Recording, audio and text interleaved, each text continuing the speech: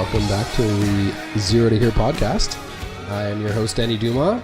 Producer Carl, what up? What up, Carl? All right, good talk. Our guest today, this is pretty exciting for me, Lucas McCann. How you doing, buddy? I'm doing amazing. Good. I'm just going to give a quick rundown of who Lucas is with some facts about Lucas. And then I'll give him a chance to explain himself, but I'm going to start first. Taken off of Wikipedia or what? No, this is a self-made list. Okay. But I have done a little bit of research that I'll get to in a minute. So some facts about Lucas. He is a residential realtor with the Garberduma real estate team. He's approximately 6'3". If you include his hair, 6'5". He has a deep passion for craft beer and whiskey. He is a dad to his dog Sadie. Scared me for a second there. He's actually in great shape, but he is not even close to the best athlete in his house. It's very true. And he is the only male member of the Garberduma real estate team without a beard. That's true. But you know what's ironic is I Googled your name yesterday night. And the first photo that comes up when you Google Lucas McCann. Was it Lucas McCann? No, it's a chubby dude with a massive beard. No. With a big beard. I gotta get my SEO up. Yeah. You do. It was disappointing. But also pretty good. Lucas, man, good to have you here. I'm pretty excited. Lucas joined our real estate team 6-7 months ago. March, maybe? 2018? Something like that. April. Okay. Yeah. He has turned out to be a very, very good addition. We're going to get into that. We're going to chat a little bit about his career path, his motivation. He's a very hardworking guy, and I want to chat with him a little bit about that. But start off, Lucas, I'm going to give you a chance to describe yourself because I maybe didn't paint the best picture. I want you to describe yourself in 3 words. 3 words? Oh or small phrases. Before my time. That's deep. I don't even know how deep that is. That's so deep. It doesn't even make sense to me. Should we just end the show right there? Yeah. Like that's it. We're done. That's it. Amazing. No. Okay. Let's. My future self is gonna be so impressed right now. Okay. When he sees this. I guess you had to explain it. That's not bad. I'll give it to you. Okay. Why don't you give us like a quick intro of like who you are, what you like to do, stuff like that. Well, you've painted a great picture. You did your Google search on it, and apparently Google knows more about me than I do. I should grow a beard, and yeah, exactly. You know why I can't grow a beard? I don't. I'm Irish. Fun fact. You drink too much whiskey. No, I can grow a mean goatee, and I probably should do that one day. But there's no way I can grow a beard. I've always wanted one since I grew up. I think that's a part of me that is in love with you sometimes because of your vicious beard. Is that the only reason you're in love with me? Not only. Pretty close though. Okay, but seriously, I'm just going off on a road that I wasn't expecting. I know, me too. I don't know. I hate talking about myself. All right. But seriously, I mean, think about it. Do you like talking about yourself? I like sharing the experiences that I've been through. Yeah, that's fine. In order to explain my mindset. I don't like talking about things that I'm good at. Are you good at anything? It's up to you, buddy. Okay, let's move on. Okay, Lucas recently went on basically the trip of a lifetime. I did. And I'm super jealous. I wish we were buddies at the time so I could have got the invite. But Lucas he won some contest, and I'll let him tell you a little bit about it, but he won some contest with the Glenmorangie Whiskey Company. And he went to the British Open. And I went to Glenmorangie's distillery. So cool. Spent a night at this place called the Glenmorangie House. It was invite only. It was insane. Just for some background, Lucas is a avid whiskey drinker. Loves Scotch. And tell me a little bit about that trip. Well, I think you should let people in on the fact that we are actually drinking scotch right now. Of course we are. What are we drinking? It's a podcast. Oh, I know. And you love whiskey. Oh, I love whiskey. So we're drinking whiskey. I brought a McCann 12 tonight. It's a flavorful blend. Sure about Glenmorangie. I know. I only had like a quarter of the bottle left, so I couldn't bring that one. It would have disappeared pretty quick. Okay. Tell us about that trip, man. Honestly, that's like a trip of a lifetime. I would love to do something like that one day. British Open plus Scotch Factory tours. Come on. Yeah. I had a friend who was, I guess I can say it, but he's a founder of a company called Whiskey Wiseman. Yeah. And they're, like us, just love whiskey, love hanging out with people and networking with local business cool. Personalities and just getting everybody into the same room. Yeah. And he's always invited me out to these events. So I've been to a few of them, but I really didn't go to too many. And he was talking about this one he wanted me to sponsor. And I'm like, I'm a new realtor. What am I going to sponsor? I don't have any money. Are you kidding me? What's it going to do, right? Like, I'm going to sit at a booth and there's going to be people coming by. I'd rather be golfing or be networking with people, right? Yeah. So I'm like, let's get involved in that way. And then he said, you know what, I have a spot on my team. Do you want on? I'm like, yes, I do. And he's like, do you golf? And I'm like, yeah, I golf. I love golf. So let's do this. And then it was funny because he said, well, we have this early bird prize. You should get in now. And I was like, okay, sure. What's the early bird prize? I don't win anything. So I was like, whatever. Just sign me up. Anyways, I got this email maybe like a week later saying I won this prize. And it was a trip to Scotland and England to go to the British Open and go to Glenmorangie's distillery and be their host. And they just took us around everywhere for that week. And at first I was like, okay, somebody's scamming me. They're taking money out of me. Like, what is this going to cost me, right? Like, this is not right. And they're like, you can't say anything, but we need your passport. We need your passport numbers. We need everything. And I'm like, I'm getting scammed. But you can't tell anybody. Nobody's supposed to know. I'm like, well, can I tell the Jordan guy? Because is this right? Is this real? Is this actually happening? And it was so funny because the moment I got that email, I was like, I guess I better pay for this tournament. So after I got that email, he's like, you have to, you can't tell anybody. We need your passport. We're going to sign you up for the flights. And then my first instant thought was I better pay for this tournament. So I instantly sent him a debit amount for whatever it was. It was like $150 or something. I was like, this is the best tournament I've ever played in my life. And I haven't even played. And we had like 2 months left before the tournament even happened, right? Yeah. So it was like mind blowing. So this was like a summer and a half ago, right? 2017? 2017. Yeah. I can't think of the exact date, but whenever the British Open was. And it was so weird because it was just like, it was only me on the trip with other people across Canada who won these, or didn't even win these tournaments. It was like, or these contests, they were invited because they were media guys. You were the only guy from that tournament? Yeah. Oh man! Last time you explained it to me, I thought it was your group, your foursome got invited. It was just me. Oh my god! And that's why I thought this was a scam. Yeah. Because there's no way, right? Like, what's going on here? Why can't I bring anybody? At first, I was like, can I bring Lindsay? I'm gonna hook her up and like, let's just go. Let's go to Scotland. She's from Scotland. I'm like, I can't go to Scotland without her. This is terrible. She's gonna be so mad at me. But did it? It was awesome. And then there was 4 other people across Canada who came, and they were editors and writers for like big time magazines, whiskey magazines. One guy was the Vancouver magazine here, and we all met up there. So you're introducing yourself to them and just being like, yeah, I run my own personal Instagram. Yeah.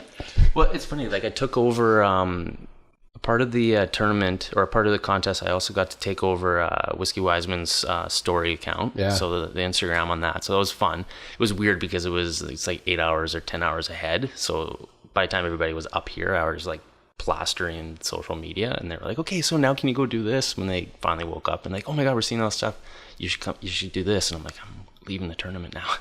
It's already over. Sorry, I can't do it now. And then I also won a suit through Indochino. And so it was like, I'm wearing this suit through Indochino, I'm wearing this hat from Whiskey Wiseman, I'm a part of their group representing both of these guys, but really I'm just a Joe Schmo who loves whiskey. So this is like a dream come true, and I've just become friends with everybody. That was a hell of $150 you spent. It was the best $150 I've ever spent. Tell Even the tournament itself, I won a couple other contests in that tournament. Like I had to like count how, those jelly bean contests, like how many jelly beans are in a bottle or in a jar or whatever. And this one is how many buttons are in a jar for Indochino, right?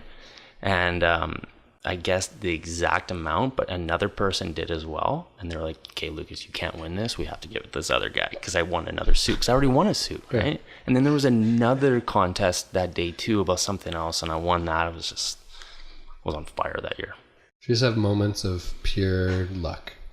Yeah, I think you create your own luck. I was just having fun. I think when you're not thinking about things and things are just happening, it's no longer luck.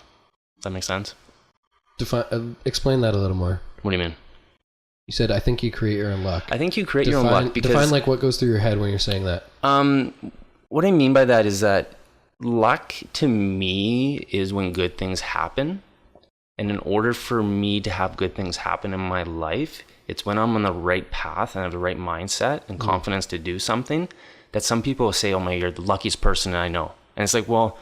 yeah, but I created that luck. I wouldn't have done that if I didn't put myself in a situation. If I didn't say, yes, I want to be a part of this tournament some way, somehow, and just turn down that invite altogether, it wouldn't have happened. Exactly. So would that have made me the luckiest person in the world? No, right? You can't win the lottery if you don't buy a ticket. Yeah. It's exactly like that. So yeah, you could win $1 billion or whatever that last tournament or that last ticket was in the States. Unless you buy the ticket. Exactly. So it was like, yeah, you're the luckiest person in the world, but you still had to buy the ticket. So you still had to create your own luck.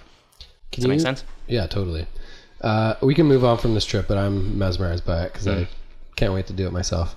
Can you take me through one day of what the events occurred basically for you from like start to finish, whether it's like waking up, drinking scotch with breakfast, and then going to one of the biggest tournaments in the world, staring at Tiger Woods and whoever, Rory McIlroy, hitting golf balls down a fairway, like amazing.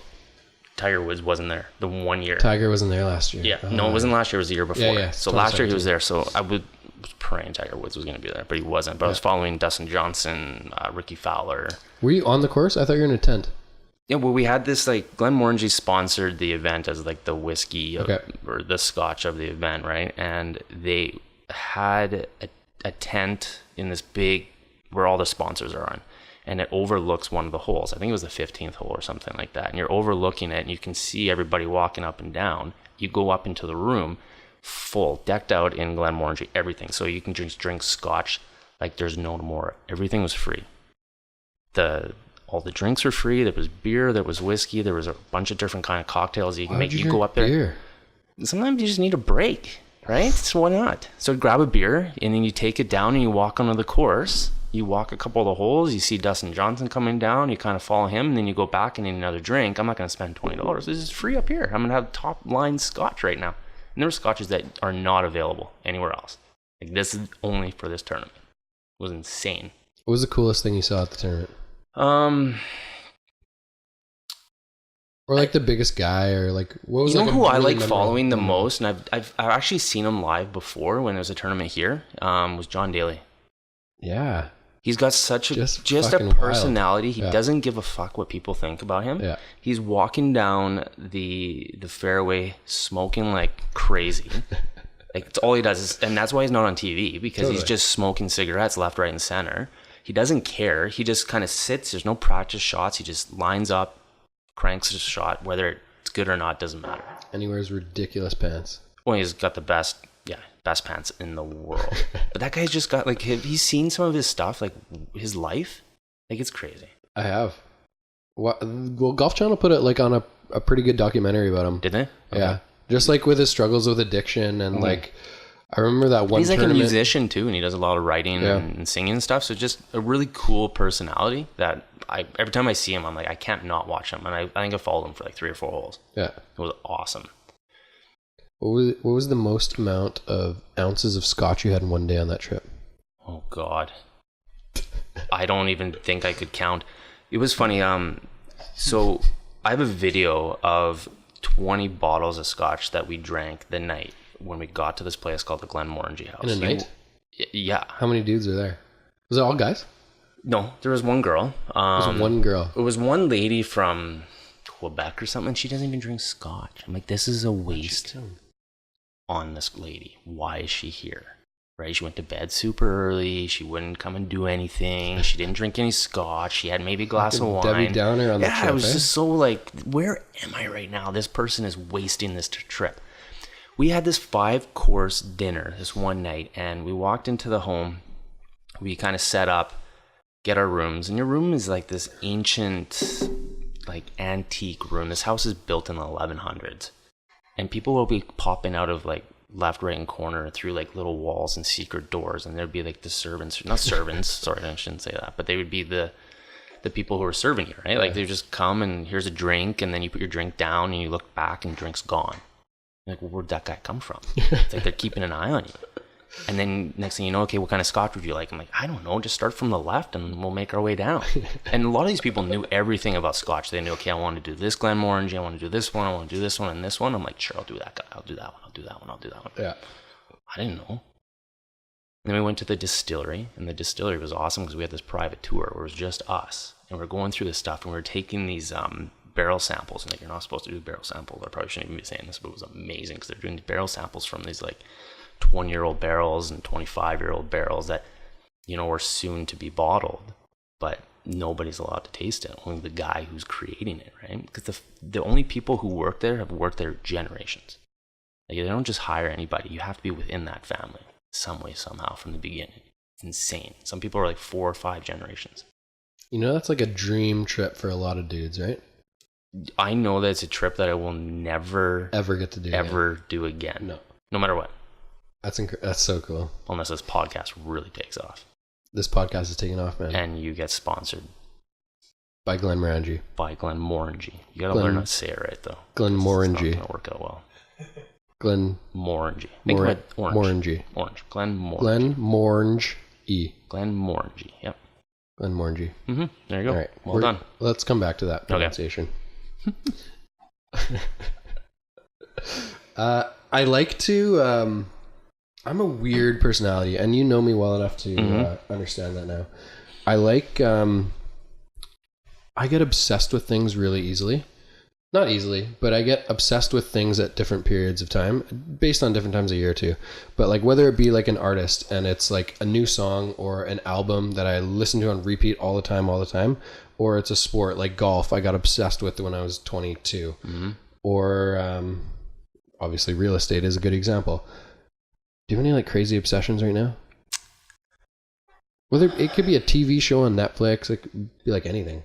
My obsessions aren't long lasting.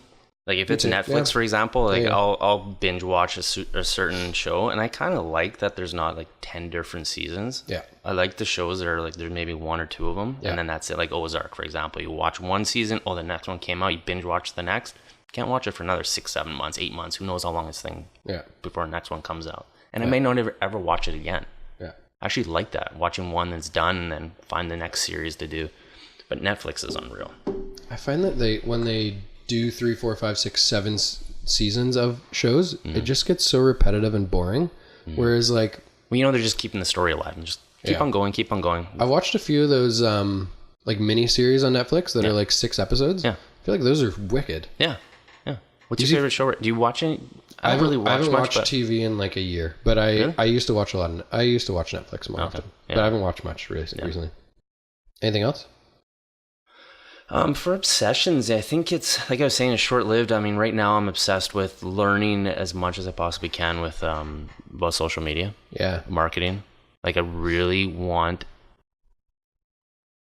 to hack the system, but in a way that will benefit me on how to be better at it. And I don't know how. You know how many times I watch like a YouTube hack? I'm like, hack Instagram this way, and you look at it and you're like, oh my God, this is not going to work. I'm going to get banned from Instagram. But I just don't get it. What things are you trying right now? I love stories right now. I have so many apps for my stories. It's insane. I love it because I feel like what this comes back around to real estate is that, and that's what I love about you guys, and that's why it attracted me to Garbutt Duma, is that you're innovative and you're different and you're doing something that nobody else is doing. And that's what's great about real estate, is that for some reason, 99% of the people in real estate are doing the old school way. I'm going to put some flyers out. I'm going to knock on some doors, right? I'm going to do a newspaper ad, and then I'm going to put it in there. And then by the time they get to someone's door, you just spent $1,000 and the thing's sold already. Well, it's better served to have fun with it and enjoy it along the way, and probably sell for more if you get in front of the right people. Yeah. And for some reason, people just don't do Instagram right. And not that I know if I'm doing it right or not, but I'm loving it. And there's analytics behind it, so you get to see what you're actually doing. But the stories is awesome. That's what I enjoy the most. That's one of the things I wanted to pick your brain on. So let's dive into that a little bit more. So Lucas came on our team in April. At that point, my social media was 2 out of 10. It was lame. I wasn't super into it. I would post maybe once every couple days. Wouldn't do much with stories. Lucas came on the team, and I kind of got inspired by him just because of how active he was on it, how excited he was about it. And it kind of got me into this. I kind of went my own way, I think, in terms of what I want mine to portray compared to Lucas's. But what's your goal with your social? Let's talk Instagram specifically. You can talk social in general. Yeah. My actual goal is to have a personal brand. Yeah. Where it's not necessarily just real estate. I mean, I get that I'm in real estate, and I'm actually new to real estate. It's been 2 years, right? But I've also been doing so many other things in my life. Yeah. I really categorize myself as an entrepreneur because I'm just in sales. I've been in sales my whole life. And I just want to have a personal brand where people might come and talk to me about anything. Yeah. And maybe I can help them someday down the road. Not that I know anything, but I know some stuff. I know more than some people in specific things. And I find that I see things in people that they don't see in themselves. Yeah. And that I love. One thing that recently went through my head is, and real estate has been the majority of my life for the last 5 years. Mm-hmm. But one thing I realized is that real estate is what I do. It's not who I am. Yeah. And for whatever reason, saying that in my head has made a big impact on me. And I'm realizing that that's not 100% of my life. I can do other things. And like fitness was a big thing for me in the summer, hiking and that kind of stuff. But whether I know what I'm talking about or not, part of the reason for the podcast is just kind of sharing my experiences so that people can either take those experiences and be like, okay, this guy's onto something, or be like, this guy doesn't know what the fuck he's talking about. And I don't really care because I'm sharing what is working for me and what I enjoy. Yep. But for whatever reason, that line that I keep saying in my head is that real estate is what I do. It's not who I am. 100%. For whatever reason, just excites me for some reason. Yeah. But you're good at it. Like you're great at real estate, but you're also a good person. And that's what makes you a strong leader, especially on the team. Like that's why I pick your brain. That's why I'm on this team. Like I love that I've somehow randomly found you guys.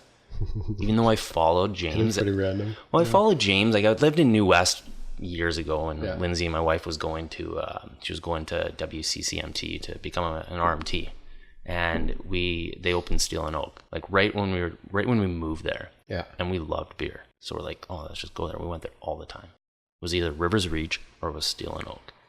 We went so much, and then I always saw was Jordan. I always saw Jordan there, and then I started following James and see his Instagram, and then I got into real estate, and then next thing I know, I kept trying to reverse engineer what you guys were doing. And then when I started going with my career, I was like, I can't do it alone. I need to be on a team. I need to start a team. I need something. And that's when I found you guys. And it's just like working with the people that you actually jive with.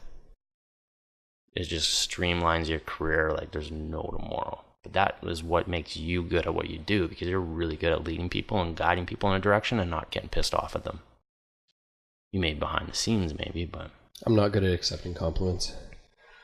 It's true though. Let's go back to social media. You don't want to talk about yourself? Maybe later. Okay. We'll get to business in a minute. All right. Something I wanted to say about social is that like I've obviously fell in love with it. It's the personal branding for sure, but I've fell in love with just the idea of documenting and showing people what you're doing every day. when you meet someone, or let's say you haven't seen a friend in a month, and you meet them at someone's birthday party or something, out for dinner, and you're just talking about like what's going on in your life, it's hard to explain what actually goes on behind the scenes, and nobody really understands. So I see social as a pretty cool tool to show what the day-to-day is like. Stories are amazing for that. Yeah. When you, like, my goal is to be as unfiltered as possible on social media and be exactly who I am.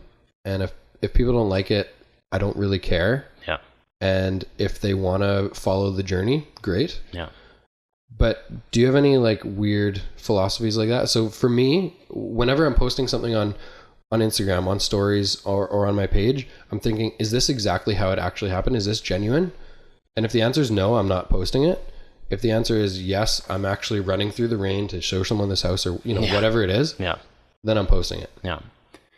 I 100%. I think that I would rather, in this time, in this moment, what I have going on with social media and where I am with it, it's 100% about documenting. Like, it's not about creating anymore. I used to create all the time. I used to love creating, and I used to have all these, like, this is before stories even existed, right? It would be Instagram photo, and I have quotes on it, and I like actually wrote them on top of the photo, and that's like 50 to 1,000 of my posts or whatever was that. Yeah. And then I started creating. I got rid of that, and I started talking more about the area that I lived in. But I was just creating. But as soon as I changed my thought process and started documenting, it changed my life. Totally. Because it's just so much easier. So much easier. Just document. It's and that's fun, why sometimes right? that's why sometimes I go rogue. You don't see me for a day. I might not be on Instagram because I'm driving around for 4 hours a day. I don't have time to do anything, and I'm not going to sit there and document because I just don't have the time. Yeah. But some people will actually sit there and take the time and create. And it's like, creating's fine. It's fun. But the documenting portion of it, I enjoy. I enjoy watching other people when they're documenting and watching their journey and just see their day. Like, see if they stepped in some dog shit, or, if it's pouring rain on them, or whatever, right? Like, that's so much better than seeing a photo where it's like been photoshopped and it's talking about a perfect day or something like that. You know what I've gotten from it actually is I feel like it's almost a release in a way to just be myself. Yeah. Whereas I used to look at social media as a portrayal, as like people putting on, whereas in the last like 8 months, I've really taken it the other way and just been like, this is who I am. This is what I do every day. Yep. It's fun for me now. It's exciting. For whatever reason, I love doing these stupid selfie videos and being like, this is what I did today. I'm not lying at all. Yep. This is literally what I did. Now I'm podcasting with my friend. It's fucking awesome. I actually like those. I saw some of yours even today, where you're just sitting there, you're driving, it's a big day today, I'm doing this, or the other day you're like, I'm golfing, it's rain or shine or whatever, right? Yeah.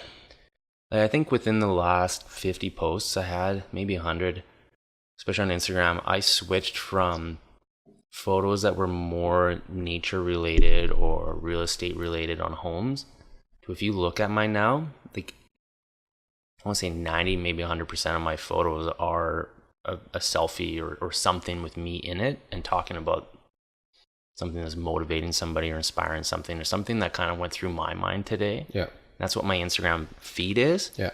And then my stories, I'm trying to do more of just documenting the day. Yeah. Because it's a grind. People don't realize what exactly. I mean, everybody's life is a grind, right? And you can't always document whatever other people have going on. So it's good to see that other people, I think they watch you and they see the thing, and you see them comment on something that you have going on, like, oh my god, that's the worst thing ever. I was like, great, somebody's watching it and actually enjoys it. Exactly. Maybe they get something out of it. In the last let's say about a year, I'll have like 1 to 3 or 4 new agents in the industry, or I've had a couple new mortgage brokers reach out to me and just ask to go for coffee, whatever. Yeah. And they ask me about social media, and I say, this is what I say to them every time. I say, it's your 24/7 prospecting tool. Yeah. The reason that I like it and that I use it is because I get to be myself, and it's like a personality resume. Mm-hmm. This is who I am. And a lot of our listings now are people that are following us, are people that know us through Newest or whatever, but that look us up on social, and they know exactly who we are before we're walking the door. 100%. And I think that is such a cool tool that a lot of people don't take advantage of, and I don't understand why. Well, it breaks that barrier too of somebody, you're walking into somebody's home first off, which is already weird, right? When somebody's trying to invite you in their home and you want to impress them, they want to impress you about their place. They've been cleaning all day and they want some kind of magical number to come out of nowhere what their place is actually worth, right? And you're like, well, it's not worth that. I would love for it to sell for that, but it's actually worth this. Sorry to say. But they realize they already have this comfort zone with us. When we walk in that door, they already know us. They know our personality. They feel like they already have a relationship with us. Yeah. And that goes so far. Totally. And I feel like 100% of the time when we're going into the CMA, it's like, I feel like I already know these people. Totally.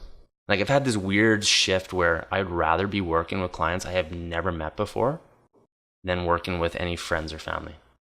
Isn't it? It's been the weirdest shift, and it's probably because of my last time, but I promised myself I would never sell a family home again in my life.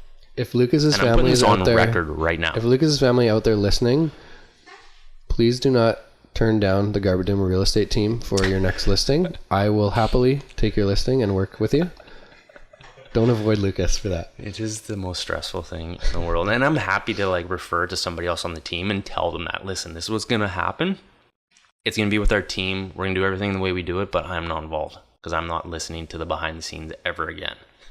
It drove me nuts. In a few short words, how powerful do you think social media is?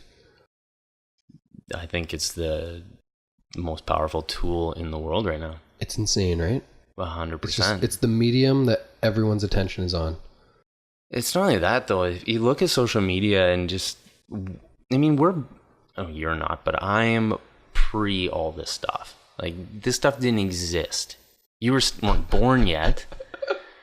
But I mean, I think I got my first cell phone. You cheap shotted yourself. Well, I'm old. I get it. And I'm okay with saying that. But it's what's created and united the whole world. Like I have friends who are where are they now? I think they're in Argentina. And they Instagrammed me today, a message today saying, hey, my mom is looking to sell their business. Can you help? And like 20 years ago, the only time that's ever going to happen is if you happen to be at the same time in your office to answer that phone call. Yeah. Or maybe a fax came through. Did they send faxes for that stuff? I don't even know. Sorry. Can you explain for the people that are under 30, what is a fax? Don't worry about it. I don't even know what it is. We talked about faxes with Sean the other day. No, you didn't. With Sean, yeah. I don't even, can you even fax? I don't know why people still have a fax number. If someone says fax, I just say, what year is this? I know, 100%. Anyway. Have you ever faxed anything? I think Have I? Told somebody to fax something for me because I have no clue what I'm doing. I don't know. Maybe in elementary school. Anyway, let's move on. Okay, so like I said, Lucas joined our team in April of 2018. Two big things and I don't know if he really understands how much of an impact on myself they've had, but two big things that he has kind of pushed me towards. One is social media, which we just kind of addressed, but two is Gary Vee. Gary Vee has... I don't know, just listen to his podcast every day. It's motivating for sure, but it's almost it's a release for me. A lot of the things that he's talking about are things that I've thought in my head before, that I haven't had the audience or maybe courage to even express, or I don't know how to express them. But it's been a ridiculously exciting last 8 months for me, just being able to be all right, fuck it. This is who I am. I'm going to do whatever I think is best for me and our business moving forward. And I'm not going to give a shit what people think about me. And I want to first of all, thank you for turning me on to Gary Vee, because that was 8 months ago. And it's just been the most ridiculous 8 months. I'm surprised you never heard of him before that. I wasn't, for whatever reason, I wasn't in a podcast before. Maybe it wasn't podcast, but maybe we were just talking about entrepreneurs, or we were talking about something. You said, who are your top? I think you sent out a message or something. Jamie had turned me on a podcast very recently before you joined the team. Yeah.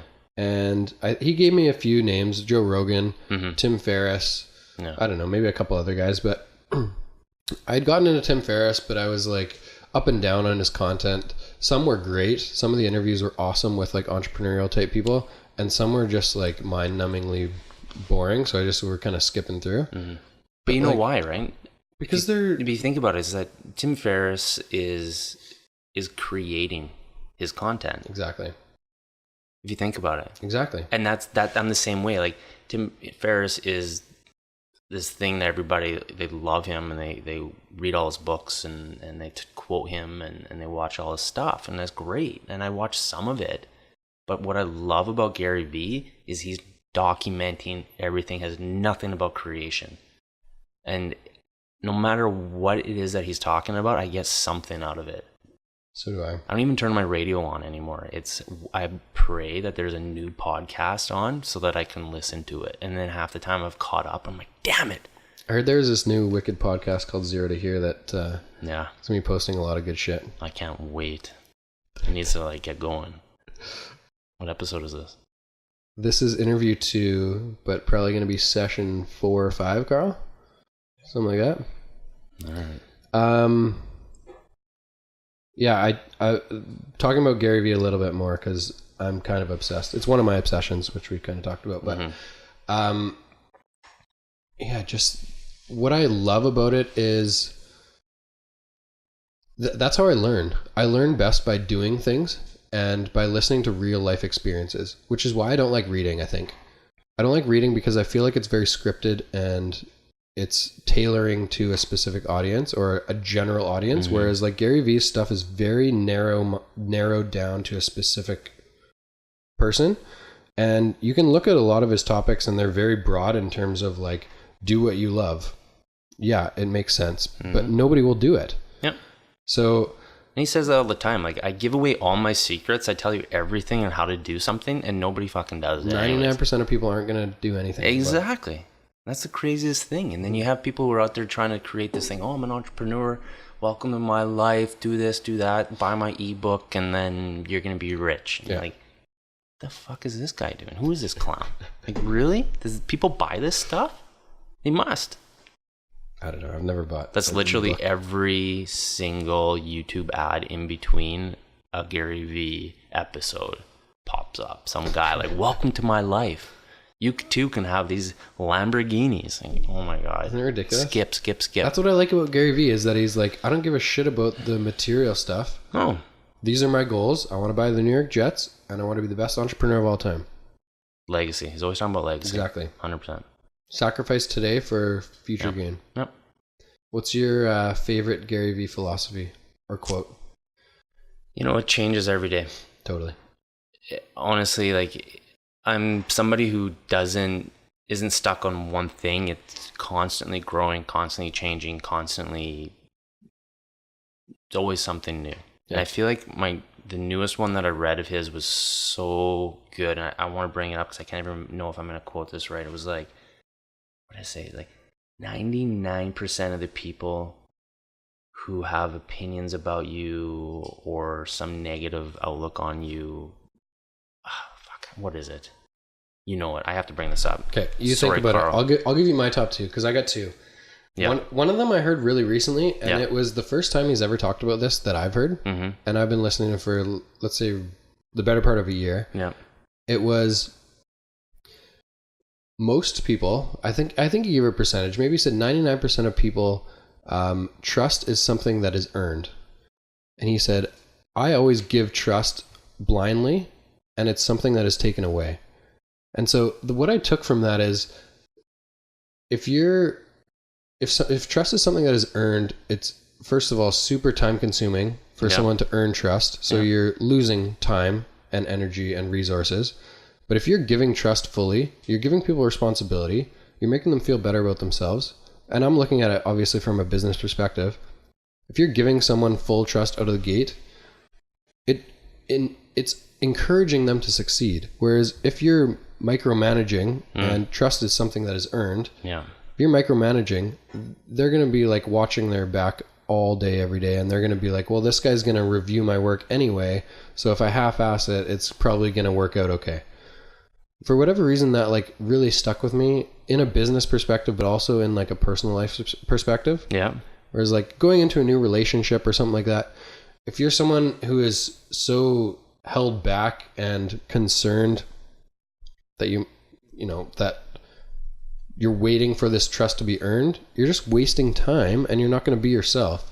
Whereas if you give full trust at the beginning, you show yourself, and people will actually know who you are instead of this facade that you're putting on because you're holding yourself back. For whatever reason, that like really stuck out to me, and I think about it all the time, both business and personal. Well, I think once you start having, if you bring some personal into your business, then it's no longer really a job anymore, and you enjoy what you're doing. Yeah. I think ultimately that's the ultimate goal in life, and Gary Vee always talks about that, right? He's like, how many people hate what the fuck they're doing? Why are they doing it? And he talks about, if you want to make extra money, I can show you how to do it. And he goes out there and shows you, I'm going to go to a garage sale. I'm going to buy a couple things for 50 cents and flip it for a couple $100. You can do this. So why are you guys complaining about your life? You've done it to yourself, and you can undo it. So go out there and undo it. The other thing that he says all the time, so this trust thing like came out of nowhere for me, and it was the first time I heard it, maybe in one of his podcasts a couple weeks ago, 3 weeks ago maybe. But the other thing he says all the time is "and?" ? Yes. And that, I for me, love that's that. like it's the best thing in the world. And I think about it all the time. No matter what happens in your life, you can always change the next step, right? A parent dies. Like, obviously, these are big life events. Like, someone in your family dies, you get divorced, you lose a job, and that's the answer, right? And what? What are you going to do about it? How are you going to move on? How are you going to get better from it? How are you going to learn? Use it as fuel for the fire. Don't dwell and... You can be stuck and do nothing and dwell about it for the rest of your life, or you can actually get off your ass and keep moving forward. I would like to go forward. Okay, let's go forward. Where are we going? Just in general? Yeah, we're going to keep going forward. Okay. We need more scotch. Weren't we just talking about going forward? Let's go forward. What are you talking about right now? Do you have your Gary Vee quote? No, I can't find it, and I don't want to search all day. Pick something else. You know a lot of them. You know what? It really had to do with this, is that, like, and I think this is what I relate to lately, is because I haven't had tough times, but there's just certain things that go on where people don't know, and this is what Gary Vee was. I think this is what it was. It was like 99% of people who have some opinion of you or thinking negatively about you, they don't know what the fuck's going on in your personal life, right? And that's totally. true. Yeah. And it's just it is that you go out there and you got to be a professional in what you're doing in your business, right? And you got to create and give this, not facade, but you have to ultimately have this personal connection with your customer to make sure that you're giving them the best impression. But at the same time, they don't know that your dad might have died yesterday, that your dog is sick, that your grandma's got cancer. But you've picked up and you went to work because you had to do this to keep food on the table for your family, or do something to keep going because you're a professional. But at the same time, your personal life is connected. And there's a moment where people they don't know what the hell is going on sometimes behind the scenes. And they don't realize that, like, yeah, we're out here being realtors and we're out here selling and helping people buy their biggest asset in their life. And that's what we want to do for them, right? But at the same time, there's a lot of moving parts behind the scenes. For sure. Right? And people don't understand that. And it's not that customers don't understand it. I think it's also that people start to get to know who people are personally and professionally. They start to realize and it doesn't matter what it is. If you're a barista at Starbucks or if you're working at a car dealership, there's so many behind the scenes nuances where something's affecting something, and trying to jive with everybody and become this, like, I don't know, some like cosmic energy where it just makes you so much more positive. That's ultimately all I want. I just want to try to find a way to always be happy. That's what I like about social media, though, is that you're showing yourself, you're showing your personality, and regardless of whether we're meeting people in a real estate environment, they have the opportunity to look at who we are outside of real estate, and I think that's a really cool thing. I think that's where a lot of the respect comes from, is that we're able to separate ourselves from the real estate and show that we have other interests and stuff outside of the business. 100%. And people can see that stuff. Yeah. And I think that's more relatable than actually being a good realtor. I think when people realize that you're a normal person and that you're actually another human being. Totally. they separate the fact of what that personality or that what people perceive a realtor to be, this used car salesman, right? They're gonna try to get something from me. I fucking hate that analogy. Right, but that's what so many people think. Oh, you're a realtor. How's the market going? It's crashing, isn't it? It's very slow right now. Like, come on, you don't even know. You've been watching TV, haven't you? How's the global news today? But it's once they realize that, like, you're just a human being, and you'll sit down and have some drinks with them, have a beer or go golfing with them, but at the same time, you have a certain skill set to help them achieve what they want in their life, just like they would in their job. That's when people start to realize that, even I look at it like us, is that's what makes us me realize that the Garbett and Duma atmosphere and the culture that we've created is, I haven't found it yet with anyone else. Because it's just different. We've created a culture that people know us personally and professionally at the same time. That's a pretty big compliment. Does that make sense, though? That's so cool. Yeah, right? I love it. And that's the goal, right? The goal is to be it's there. Danny Duma, the individual who is a great real estate professional. Yeah. Not, I'm a real estate professional, I have no personality. Yeah. Anyway. Okay, let's get into a little bit of the business world.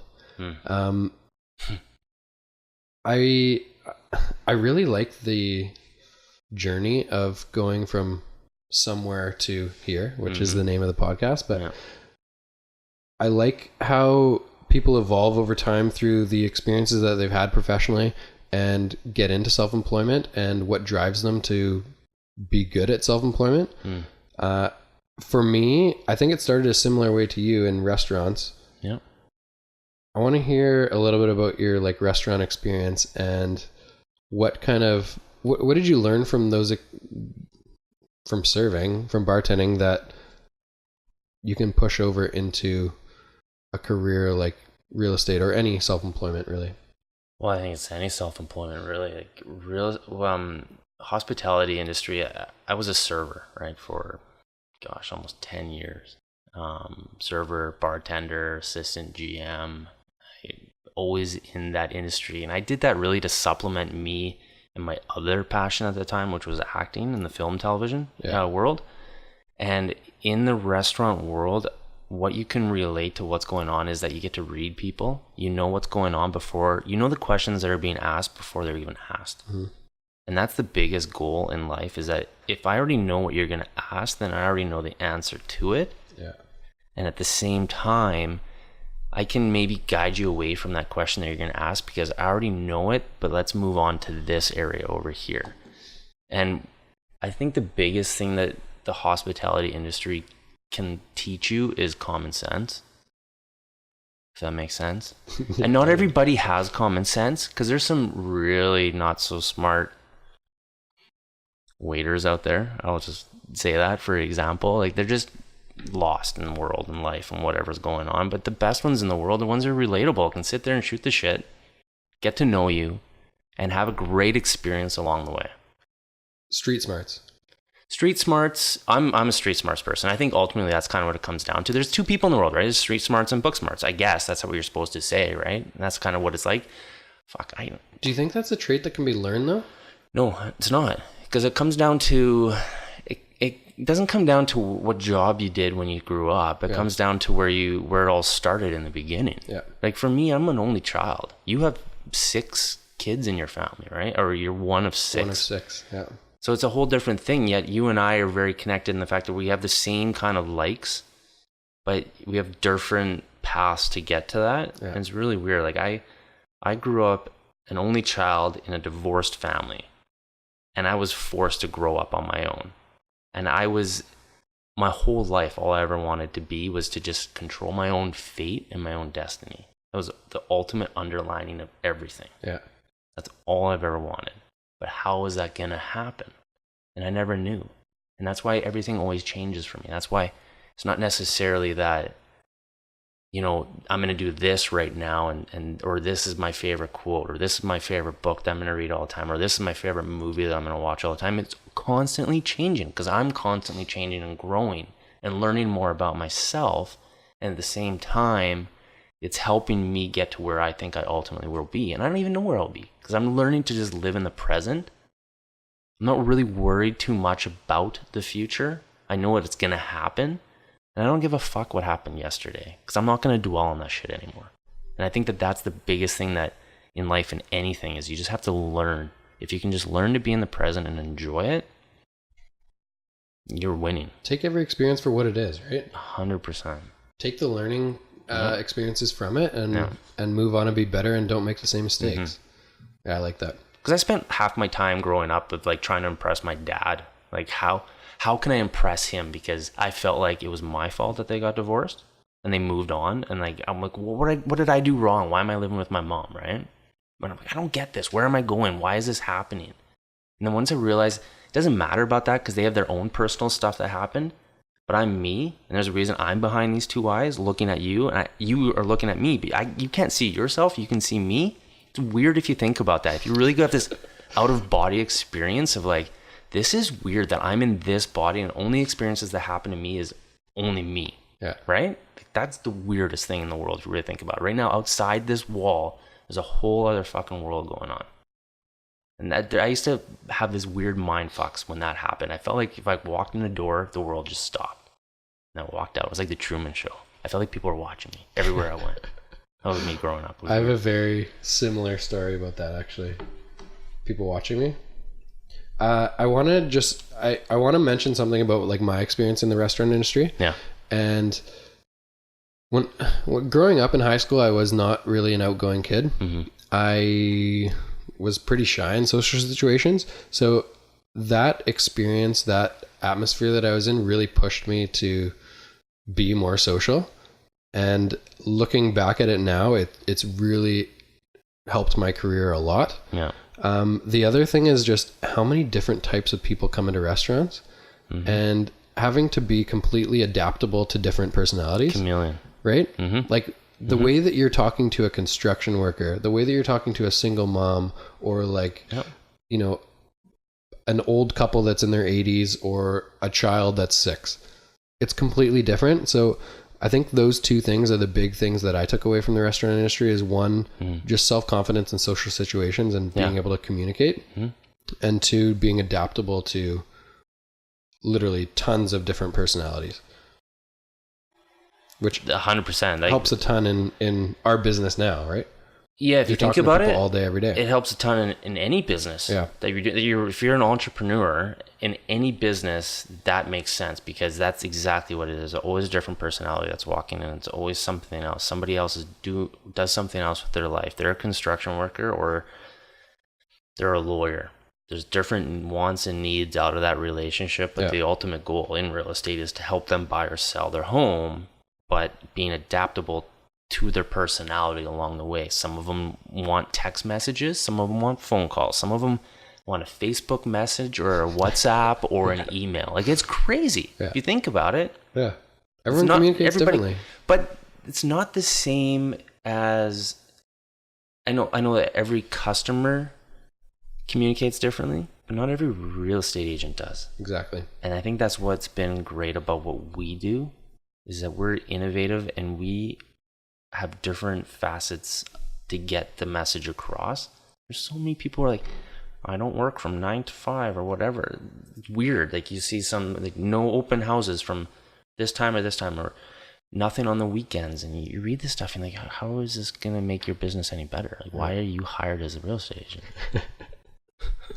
Let's avoid that topic of bashing other real estate. Anyways, well, nobody knows what I'm talking about, right? So at the end of the day, that's good. So you mentioned something earlier where, you know, your parents had issues. You originally thought it was your fault, but you moved on and said, I'm just going to focus on me and the big picture, and I'm going to get to this point. Yeah. Where maybe it was your parents' relationship not working out, but like, where does that motivation or inspiration come from in terms of your drive to be successful? I think it comes down to being self-aware. Yeah. I think ultimately, once I realized that everything that I was doing for myself was on me, then I could start creating my own fate, my own destiny. I can get to where I want to be if I took responsibility to get there. And I stopped listening to what other people told me I had to do. Like, you have to go to school, you have to do this, then you have to go to college. And my dad my whole life, oh, you should be a chiropractor. You have to go be a chiropractor. Like, it's not me. Yeah. Like, that sounds great in what other people want to do with their life, but I know ultimately my undertone of me, who I am, is I'm an entrepreneur. I need to be in sales of some sort, because that's what I enjoy doing. Like, I enjoy helping people get what they want.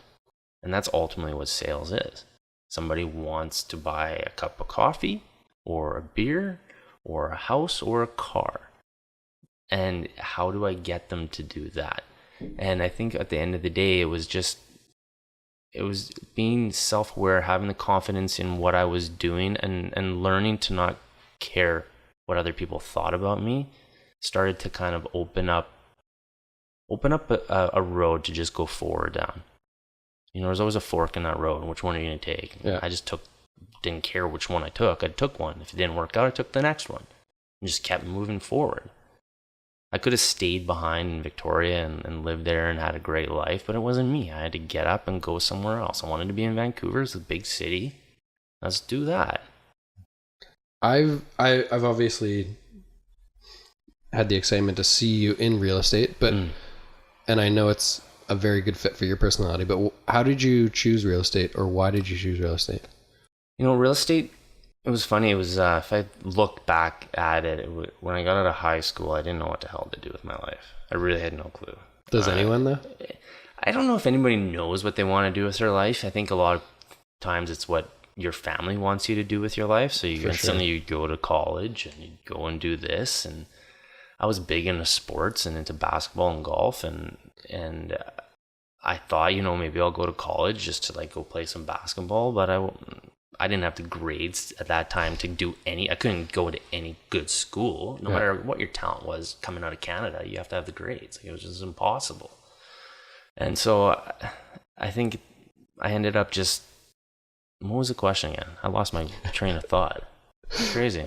Why real estate? So I was saying, why real estate? I've seen you real estate. I know that it's a very good fit for your personality, but how did you come across real estate or choose real estate?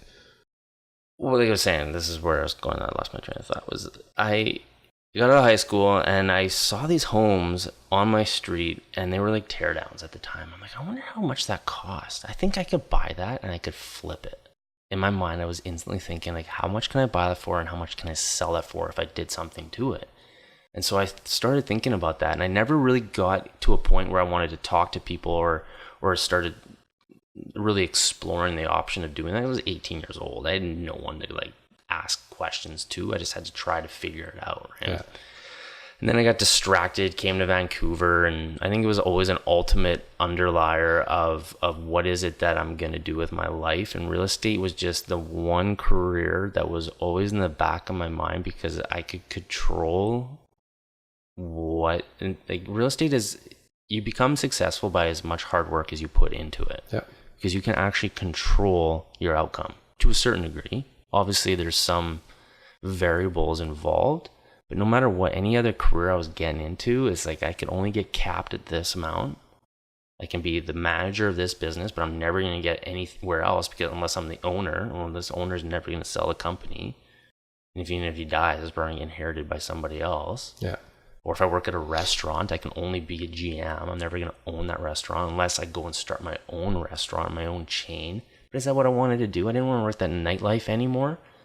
And so real estate kind of popped in when it was within the last couple of years of, I was working as selling cars, right? And so selling the cars, and I was like, I'm selling somebody's second biggest asset in their life. I might as well start selling their biggest asset in life. How do I do this? And then I just kind of fell into it and started going towards it. Really ultimate undertones of it it's just something that I got drawn to and enjoyed, and just kind of kept moving forward with it.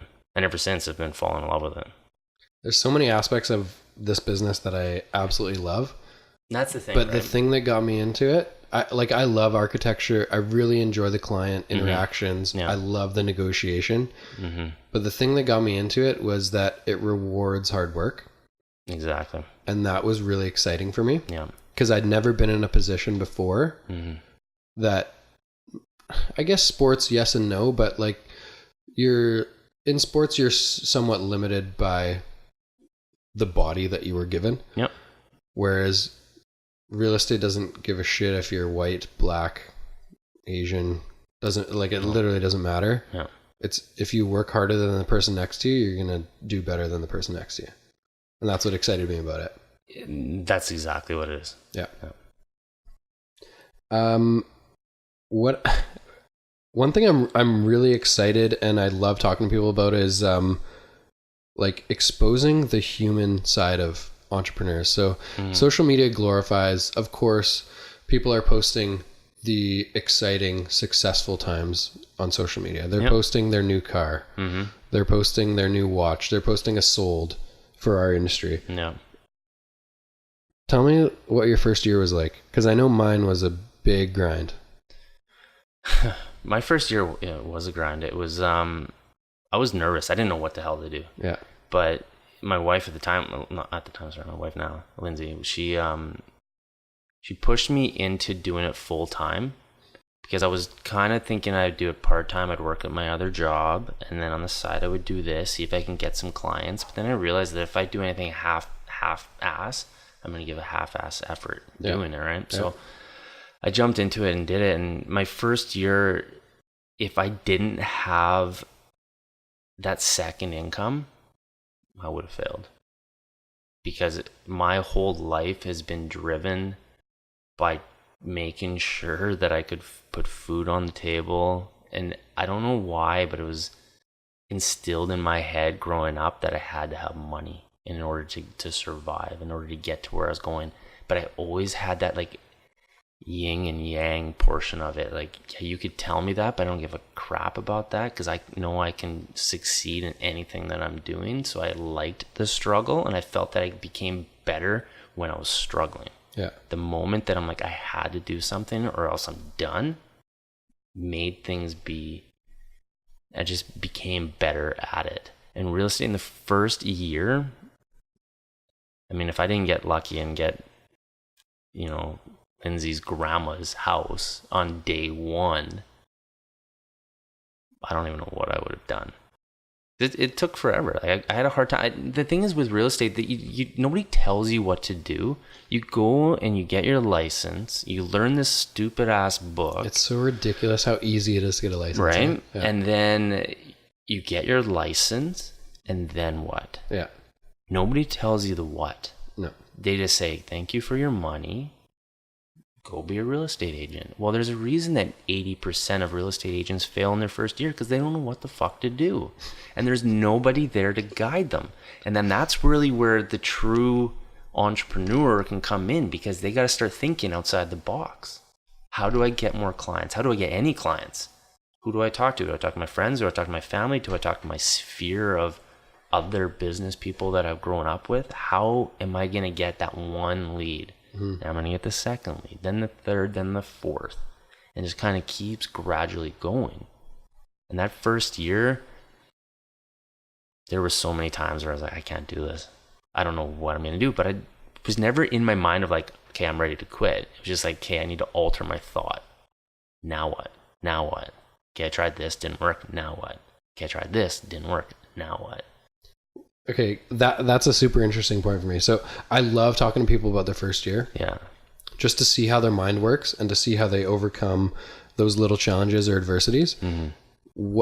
And I had a number of them, as you know, but what triggers that? So when you have a thought going through your head saying, should I really be doing this? What am I going to do next? Mm-hmm. What gets you in a positive frame of mind from those like extremely negative thoughts? That's a great question. I think ultimately what is it, like self-confidence? Is it? It's not even self-confidence. It's the fact that I've grown up, because I was in the film and television industry as well, right? And I probably been to 1,000 auditions in my life. So I failed 1,000 fucking times. You know how many times I've gone into a room, I guarantee I was one of the best actors at that time in that room, but realize it doesn't fucking matter. It depends on how I look or how I interact or if I'm going to fit the other actor in the scene. It had nothing to do with what I was bringing into that room.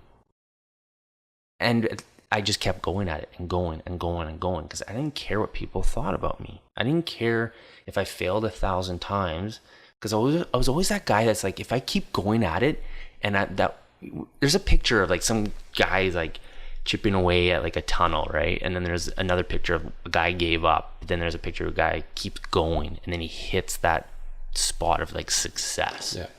I always think about that. Like, what if I stopped? Then what? Then I would never know. But I always know that if I'm doing something and going along the right way and it feels right, then I'm not going to stop doing what I'm doing. Yeah. If it didn't feel right, and I spend so much of my life of like have to be about inspiration and motivation, and I actually have to feel and like feel with my gut like this feels right, then I know I'm on the right path. Yeah. And my first year, and I can get it. I understand there's people that I know in the industry who gave up 6 months in. It's just like feast or famine. Okay, that's something I need to go a bit deeper into because that what you said is not caring about what people think, and that is something I'm like unbelievably passionate about, and I think is one of, if not the best parts of my personality, is that I literally don't give a shit what other people think about me. Yeah. But 99% of people do, and I've been around a lot of people like that. And to me, it's like it's literally the cancer of society. Trying to adapt yourself to this model that you think is appropriate for whatever situation you're in is just as a cancer, and I don't understand it. But how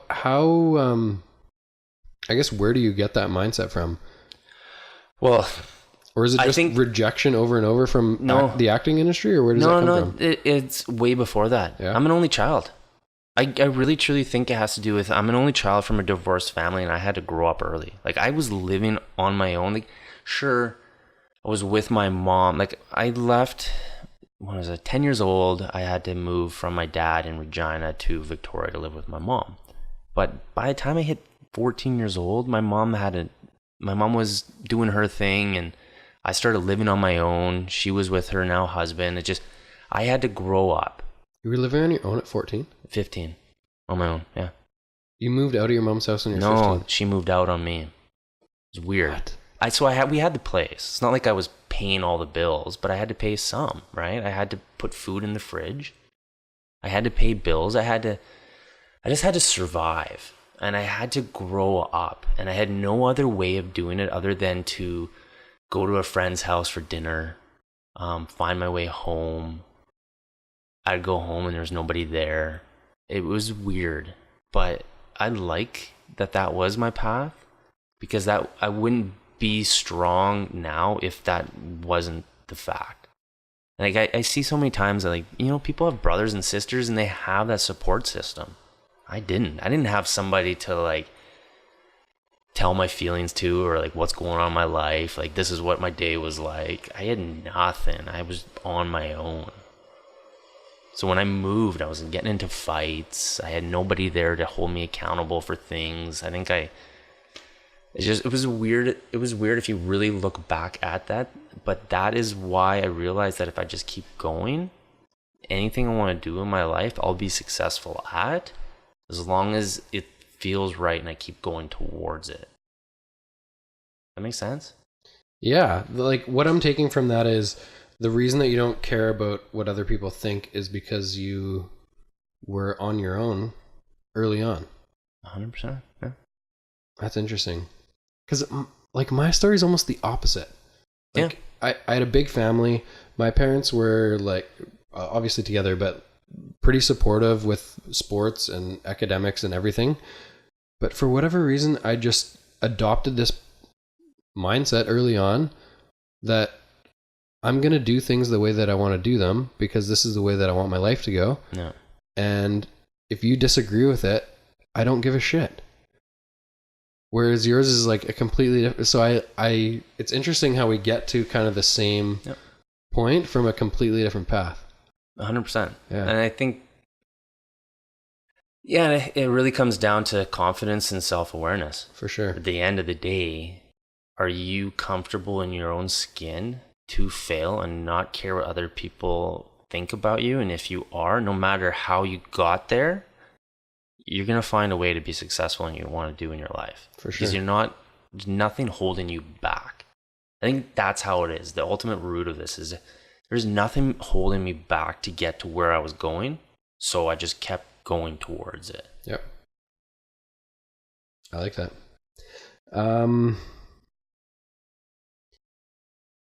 I guess to do a little bit with confidence and progressing in your career, obviously with you it's real estate. Where does that confidence come from? Is it just experience? Is it conversations with other people? But like, how do you get to a point in your self-employed career where you go from zero, the beginning, not really knowing what you're doing, like you said, getting a license, having no training? How do you get to a point where you're like completely confident in everything you're doing, dominating?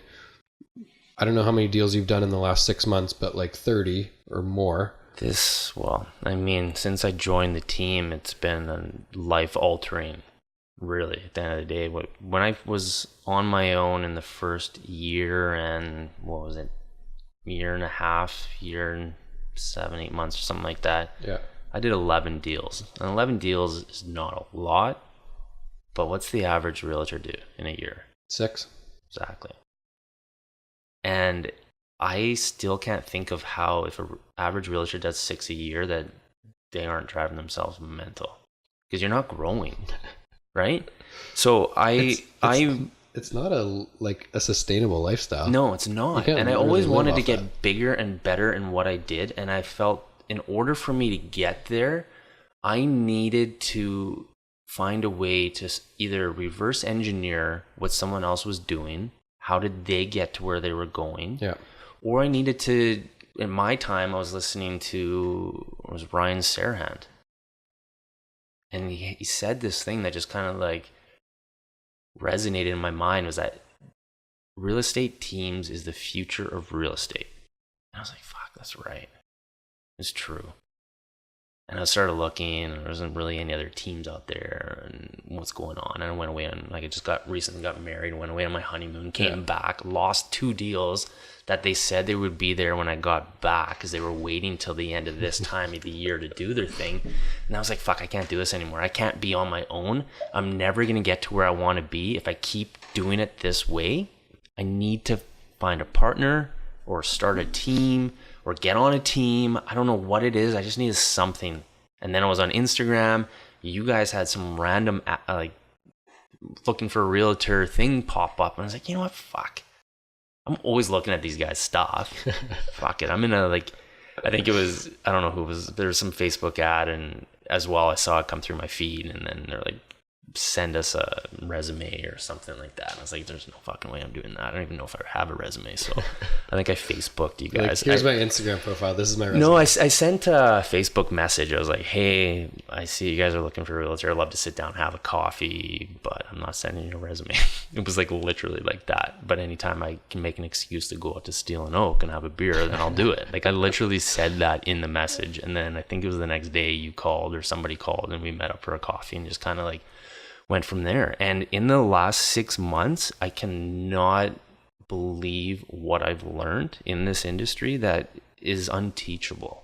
I myself have done over 30 deals in the last 6 months. Like, that's crazy if you really put it into perspective. Think about any other realtor out there who's doing that many deals. Is like,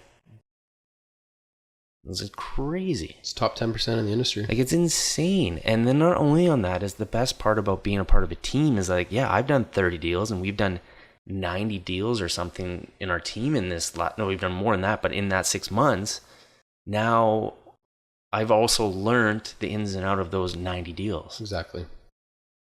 I've learned all these other experiences that our team has gone through. And it took me a year and 8 months to do 11. And in 6 months, really, I've learned 90 deals. Yeah. Like, I've fast forwarded my career by 5 years. Why are not other people doing this? That's Getting on a exactly how team I that felt makes at the sense. beginning. Yeah, like I don't know if it's a mindset or if it's a confidence issue or self-awareness. And I knew I just didn't care if I failed or not at this. I just knew that this was the right path, and I wanted to just, let's do this. Let's see where this takes us. Yeah. And it's been great. I want to bring up a conversation that we had recently, actually. Yeah. It's something that, it's a switch that flicked really early on in my career. And you're going to know what I'm talking about when I say it, but holding yourself to a higher standard. Yep.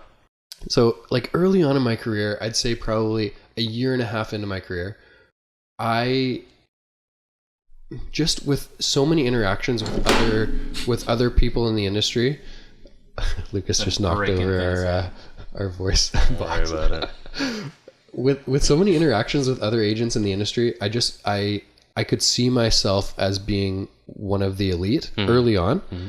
And for whatever reason, if that's a weird, naive confidence thing that I have, I don't know what it was, but I started thinking that way. And so it went from like, oh shit, I'm new. Okay, I'm starting to gain some traction, to being like, okay, I'm one of the best now. Yeah. And when that switch flicked in my head, I automatically, like I said, started holding myself to this different standard in being like, I don't make silly mistakes. I do more due diligence than anyone else. I give better advice than anyone else. Mm-hmm. And I, for lack of a better term, it's not necessarily a win, but I win negotiations. Mm-hmm. We had that conversation recently. I want you to talk about your mindset in terms of like where you are in your career in that path. So like for me, it was like, oh shit, I don't know what I'm doing. Okay, I'm kind of learning, I'm getting some traction. Then I'm like, okay, I'm one of the best. I'm mentally, I'm going to dominate. Yeah. I think I still kind of fight with it because I feel like I'm still, obviously I know I'm still learning. So there's a part of me is like, oh shit, I'm learning. Am I doing this right? And then when I start realizing that I'm starting to negotiate and doing things, and I realize, oh, I'm in a situation that I'm out working or outwitting the other agent if it's in a negotiation for my buyer because of what's going on in the conversation. I know that I've got into some kind of relationship with them, that they're kind of like want me to win this. I don't know what it is, if it's like being a chameleon, being confident, and getting to know the other realtor on a personal terms and doing something different that maybe the other realtors aren't doing. I don't know what it is, but I'm still learning how to be more confident and have that will and that drive to win everything. But I'm not even near, obviously, where you guys are and where you were going to be, but I want nothing more than to be there. And I think I constantly have that in my back of my mind of like, hey, what would Denny be doing right now in this situation? I've actually thought that. It's like Denny would tell me, shut the fuck up and just do this because you know that this is right, and have confidence in what it is that your instincts are telling you to do because those are right. Just for the record, I never swear at the other guys on our team. That was taken out of context. I think it was a text. Yeah, maybe. But I think that's valuable information for literally any industry. Yeah. Is just like, if you're not super confident in yourself, you're never going to progress. You're never going to get to that next level. No. And for me, confidence came from a shit ton of hard work, but also like a ton of educating myself. So it was like nights up till 2, 3, 4 a.m. reading, and whether it's like going through strata documents, understanding depreciation reports, whatever, or hundreds of negotiations every year, right? And every single little detail, you're picking out these small little things and using them as leverage for the next one, right? Yeah. You've been through this so many times that you know exactly what's going to happen. You know exactly what that guy is going to say across the table from you. Yeah. You've seen it 50 times already. Yeah. That's what I love. Yeah, I think it's just about experience and going through as many deals as possible. And once you get to a point where, like, what I've learned, and especially this summer, is I get to a point where it's just I was too fucking busy not to be efficient at what I did. Yeah. That I didn't fuck around anymore. Yeah. And I think once you get to that point, you realize that you got everything that's not making sense, and you throw it out the window because you only can just do 1, 2, and 3 steps. And that's it. Yeah. Is this going to make sense? Yes or no? And you get right to the point, but in a specific way where you're kind of strong and arrogant and confident in what you do, that they're just like, yeah, you're right. Totally. I know. I think that's what's happened. And I think once you get thrown into the fire, and I had 10 listings at once. At one time, I had 10 listings plus a couple of buyers. I was like, I remember having that conversation with you once. I was like, Denny, I don't know if I can take on another listing. You're like, well, we have a team. We'll figure it out. No, I think my answer was figure it out, man. Yeah, I think it was figure it out. Yeah. And I was like, fuck, fine, okay, let's figure it out. I had like 10 pounds of keys. It was ridiculous. I didn't even know where. I had to carry them around like it was a little baby because I didn't want to lose them. I didn't want them stolen. I didn't know where to put them. It was like I have literally hundreds of keys on me. I did not know. It was just insane. But once you get thrown into the fire, and once you get thrown into the deep end, like they say, you either sink or you swim. And once you learn to swim, you're just kind of treading water. There's this like a little calm that comes over you, and you just become super confident in what you're doing. You know what works for you, and you know that you're doing something different than anyone else would be doing because you're not anyone else. You're you, and the way you are doing it is what's making you successful. And you become super efficient, right? You understand what needs to be done immediately and what can be done at 2 a.m. Mm-hmm. Right? What needs to be done right now at 7:31 p.m. or what can be done later on tonight? Yeah. What's the most amount of deals you've done in a month? Honestly, I haven't even looked back. It was just so busy this summer. But I probably did 10 in a month. Buys and sells. That's nothing, man.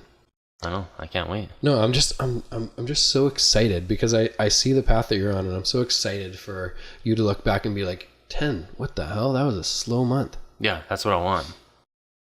I think by the end of this year, it's November, it's October, so a couple more months, I'll probably be close to 40 deals maybe for the year. I want to double that. I want to do more than 80 next year because I'll have a full year. It's achievable. I think it Work is. your butt off. Yeah. And I think people are starting to see that. And that's kind of what's been coming this way. And I think social media has been huge on that. Is that when I started on the team, I had no deals yet. I had deals for the year from when I was on my own, but nothing with the team yet. Yeah. But I just started promoting myself with all of our listings as if these were my listings. We have a new place coming up on Monday. Oh, and look, another one. We're doing photos. Oh, look at this. There's a story of this. There's this. Oh, we just sold this. But it wasn't like we sold this. It was just like sold. Yeah. And it was like, oh, taking new photos of this because we went to a photo thing. And people started realizing, like, oh my God, he's killing it right now. And then I started getting some traction. And those were all turned from not our listing stuff, but my listing stuff. And then I started getting phone calls. And I started getting emails and messages on my Facebook and Instagram of people popping out of the woodworks that I had a relationship with, or I may have dropped off some flyers and stuff that in the past, and they started seeing the traction that I had, and they gained confidence in me as well. And then that all of a sudden has turned into this whole little whirlwind of like not only a business that the team's bringing, but also business that's coming my way, and it's just kind of everything's starting to just mold. It's weird. I like it. I like it too. I had that exact same experience my second year. Yeah. I told one of my best friends that I was going to do 4 deals a month in my second year. And he scolded me basically. And he's like, you got to make realistic goals. Like you're never going to be close to that. Don't you almost take that as like, fuck you, I'm doing 5 then? 100%. Yeah. 100%. It motivated the hell out of me. Yeah. And I did 76 instead of 48. There you go. More than 5. I bring up that story with him a lot. It's good. Yeah, I know. I've always been like that my whole life. I hated people telling me what I can and can't do. I love when people could tell me I can't do something. If you tell me that I can't do something, then I'm going to go do that. Even if I don't want to do it, I'm going to do it. 100%. That's how I think. It's so strange. I'm the same way. Drives me nuts. Don't tell me what I can and can't do. You don't know me. I love it. Right? Let's shift gears. What do you like doing outside of real estate? Well, I like to golf. I haven't golfed as much as I'd like to this year. So my game has fallen apart a little bit. What do you like about golf? Because golf is a weird game, man. You know, I look at it like this: is that do you ever play poker? Oh yeah. And it's same with poker. Same kind of with it's all chess. mental, right? No, what it is that there's a moment of calmness where there's nothing else that matters in the world but where I am right now, in this moment, on the fairway, hitting this golf shot. Nothing else matters. And the same with poker. It's like I'm in the moment. I'm just sitting here, and I don't care what's happening on my phone or emails. I'm just living what's going on right now. And that's always been what I've liked about golf, is that when I'm on the course, it's just this calming that comes over me where I can just be. And I mean, I've been golfing forever, though. I grew up golfing. I think the way that you explain it is different than I would explain it, but it basically means the same thing. Mm-hmm. The reason I like golf is because you have to focus 100% on what you're doing or you're going to be shitty. Mm-hmm. And so for me, it's good training for other aspects of my life, whether it's business or personal. Yeah. You have to be present. Yep. If you're texting or you're thinking about a business deal while you're trying to hit a 150-yard shot into the green, you're not going to hit a good shot. 100%. And that's kind of what I like, is that it takes 100% of your focus, and it's so mentally tough to stay focused for 4 hours. Yep. And that's what I like about it. Yeah, me too. And then what else do I do? Like right now, because we have a dog, right? So every day I'm in the trails. Yeah. Hiking. Lindsay, my wife, is big time into trail running. And she got me into it too, but I'm nowhere near the athlete as her, because she runs 50-kilometer ultra races through the trails and was running for like 7 to 8 hours at one time. Like, that's nuts if I really think about it. There's just no way I can do that. And she just keeps going and going and going. She's like a superhuman athlete that just doesn't make sense to me. But she got me into training and into trail running, and that's something we also do on the side, which is actually pretty sweet. It's kind of fun. I just love being in the nature. Do you have any like big goals to do together, like a marathon or a big trail run or something like that? I think she wants to see me get up to at least 25K for a trail race, and we'll do that together. We did a 12K trail race this summer, but it was right at the start line where she's like, "So, are we gonna run together, or should we do separately?" And I knew instantly her competitive juices were running, and at the moment that it goes 5, 4, 3, 2, 1, go, she just wants to take off. And I was like, okay, you know what? I'm okay on my own. You go do your thing. Are you sure? Yes, I'm fine. And she just bolted out. I literally saw her for the first 100 kilometers, or sorry, 100 meters. Yeah. And that's only because those 100 meters were straight. Because she just took off. Like, she sprints. It was ridiculous. And she ended up coming like top. I feel like she was fourth. Yeah, fourth for her age range, and like top 10 girls or something like that, and like top 15 overall. It was something stupid like this. But it was only 12K to her, right? So I was like, I can just sprint the whole way. Do you think she's doing a race tomorrow? 21K. That's like a walk in the park. It's a walk in the park. Do you think she could beat Jamie's time of the West Coast Trail? 15 hours, 80 kilometers. I think if you made her... Bold statement, yes or no? Yes. Hear that, Jamie? She's coming for you. I would love to see her do it. I don't think she would do it, though. Because she wants to do the West Coast Trail. Like, we want to do that. But enjoy it. Yeah. Like, I get the fact of going there and doing the race, but people who go there are going there to, like, enjoy something that they're never going to do again. Yeah, totally. And I think I'd be the same. Like, I may do, like, a run, hike for fun, part way, but I'd be going to do that just to, like, enjoy the whole hike the whole time. Yeah. Have a couple of beers, campfire. What are you running that for? That's crazy. Like, that's nuts. I remember him telling me he, at the end, like with, I don't know, 5 or 7K, Carl, I haven't told you this story, 5 or 7K to go. So he's like 73 kilometers in. Yeah. You have to cross a river. Yeah, So you got to swim across a river. You usually have to take a boat, don't you?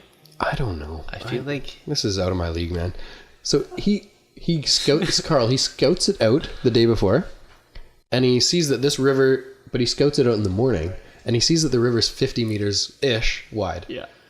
By the time he gets there, it's like 5 or 6 p.m. Right, and the river's 3 times as wide. So he's like, "Oh shit, am I gonna make it across this 150-meter river? I just ran 73 kilometers." He's like, "I can't feel my legs. My feet are bleeding. What am I gonna do?" So he's just like, "I gotta go. I can't turn back now." So he goes, and I remember him telling me this. It's hilarious. He was halfway across the river, and he looked back, and he looked forward. He's like, "Damn it, I'm right in the middle. I don't think I'm gonna make it." I would die for sure. He's still here, so he did make it. But he said he was literally prepared to die. It was that bad, yeah. Anyway, There's no way. Lucas, I've had honestly so much fun, man. Final statement of the day. Every guest gets to make the final statement, whether it's some sort of like advice piece to people starting out in self-employment, or life philosophy that you've adopted, or something that you've learned along the way, or some piece of advice that someone told you along the way. I think ultimately it would be just don't give up on what it is that you truly want to do with your life. Just keep going towards it. I like that. At the end. Like it. Be yourself. Go towards it. Be yourself. Be all in. Mm-hmm. Like it. Thanks so much for coming on, buddy. Thank you for having me. It was fun. Absolutely. As always, guys, I would love to hear your feedback. Positive, negative. I don't care. I want to hear it. Hit me up on Instagram, denny.duma, or check the podcast notes for my email. There you go.